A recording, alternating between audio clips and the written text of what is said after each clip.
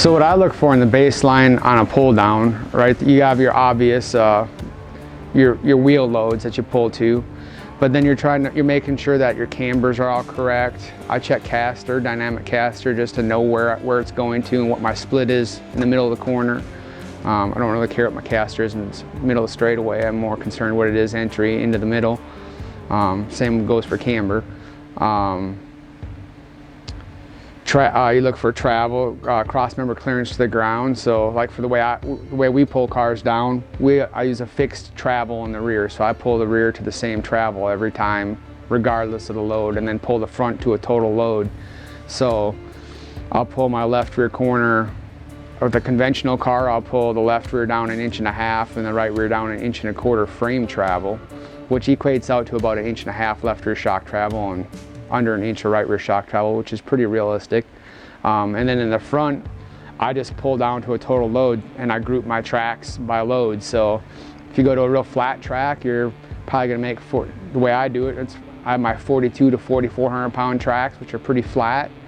Your Pensacola's are like 4,600 to 4,800 pounds. So you just pull to that load, and then once you get to that on your scales, you stop, right? And then you start checking everything. If your cross member is too close to the track, then you got to add packer and raise the car up. Once I'm good with where my cross member and my load is, then I start checking my cambers, where my rear steer is in the car. I put lasers on the rear end and check square the rear end so I know how much roll steer I built into the car. Side to side, I check my footprint. So at the base of the tire, I check, like I run a laser down the side of the car and I'll measure in down the sidewall of the tire just to check how my right front and right rear are in line rolling through the middle of the corner, and I know what that number is statically when I set it up, so I know how much my contact patch is moving. The right front, depending on the geometry you run, doesn't move a lot because as it's narrowing out, moving in, it's gaining camber and moving out at the bottom, so it kind of just stays in the same spot. The rear doesn't move in because it doesn't get narrow, it just moves front to back. It doesn't move side to side other than a little bit that you see with the track bar, and really that's like no more than 1/8 inch, other than deflection that you have built into stuff.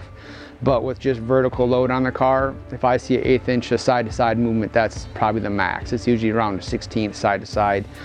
And that's with splitting the track bar, whether you run it level or split.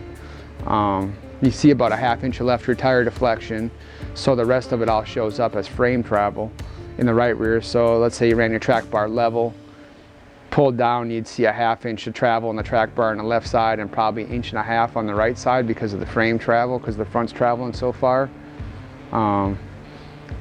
Pretty much that's it. And then as far as your cross member clearance goes, you're gonna base that off a track. So if you're at a flat track, slow track, you can be 1/4 inch off the ground and probably be right there when you get to the track. But if you go to New Smyrna, you better be 3/8 to 1 inch off the track to account for tire deflection when you get there. Like 3/8 to 1 inch on the pull down is gonna be just about dragging in reality when you get to the track, when the tires roll under and you get out of the side load, which you can't simulate on a pull down.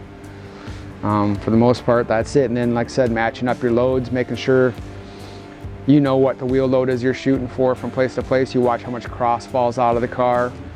If I'm gaining cross, I probably have to work on the sway bar. If a car shows it's dumped on the right front, I'm gonna have to work on my bar timing and my bump stop timing. And on a pull down, it's just a moment in time you're looking at, right? You're looking at max load getting into the corner for the most part. So you can just packer it until it's right and then go in your spring machine and readjust your stops and gaps, because all you're looking at is your full travel in the machine once you put it in your spring machine. So if you get your eye to eye up and your eye to eye down, go to the machine, get your load, you can change everything in between all the way up and all the way down over on the machine and not change what it would have showed on the pull down, because the pull down just showed all the way down. So let's say you were making 2,000 pounds of left front load in your machine at a 15 inch compressed eye to eye, but you're in it way too deep, like you're in your left front way ahead of the right front, and you know in reality at the track it's just going to dump on the right front.